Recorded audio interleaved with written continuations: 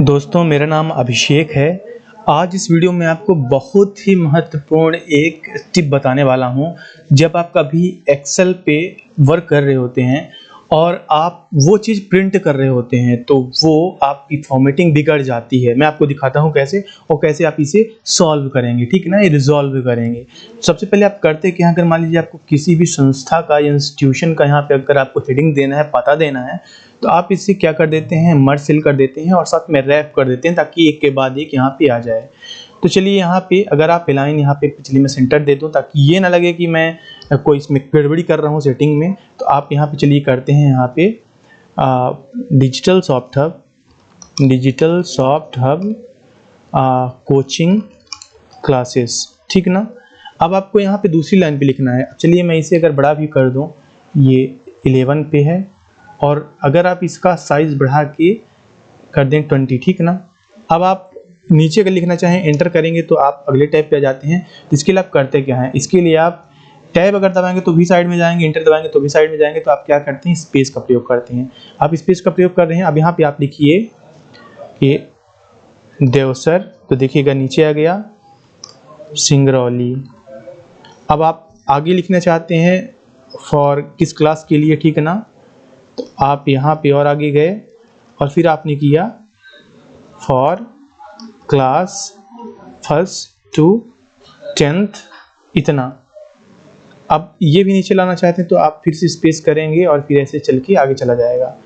अब चलिए मान लीजिए यहाँ पे कोई आपकी एंट्री हुई है, ठीक ना, ये मान लीजिए एंट्री कुछ हुई है और आप इतना प्रिंट लेना चाहते हैं तो आप क्या करेंगे, प्रिंट प्रीव्यू पे जाएंगे। तो देखिएगा प्रिंट प्रीव्यू पे जा रहे हैं तो आपका ये एक के नीचे एक नहीं आया है। ये बहुत ही कॉमन सी प्रॉब्लम है, बहुत बड़ी प्रॉब्लम है। अगर चाहे आप प्रिंट एरिया भी सेट करें, ठीक है ना, एक अच्छा ऑप्शन रहता है कि जितना प्रिंट करना चाहें तो उतना आप जाइए पेज लेआउट पे और यहाँ पे जाइए प्रिंट एरिया पे और सेट प्रिंट एरिया कर दीजिए।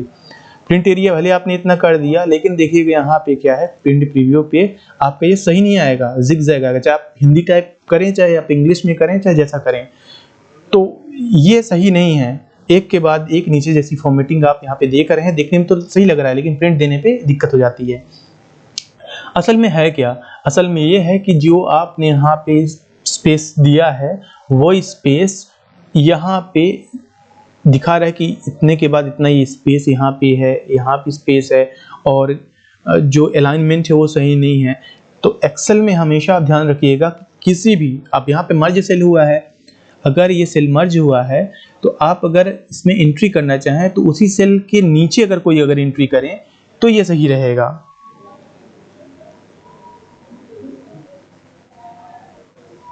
अगर इसी में मैं एंट्री करना चाहूँ तो जैसे मान लीजिए यहाँ पे आप 5 लिखे हैं, इसके नीचे अगर आप आल्ट के साथ एंटर करेंगे तो उसी सेल में आप दूसरा लिख पाएंगे।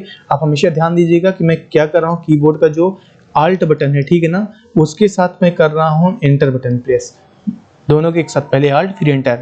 तो यहाँ पे जो आपका स्पेस है आप इसे डिलीट कर दीजिए, या फिर जैसे भी आप लिख रहे थे तो आपको करना क्या है, स्पेस आपको हटाना है। आपने ऐसे लिख लिया, आपको करना क्या है, कोचिंग क्लासेस तक यहाँ है, आल्ट के साथ आप एंटर एक मार दीजिए, हो गया। देवसर सिंगरौली, आल्ट के साथ एंटर मार दीजिए, ये हो गया, ठीक है ना।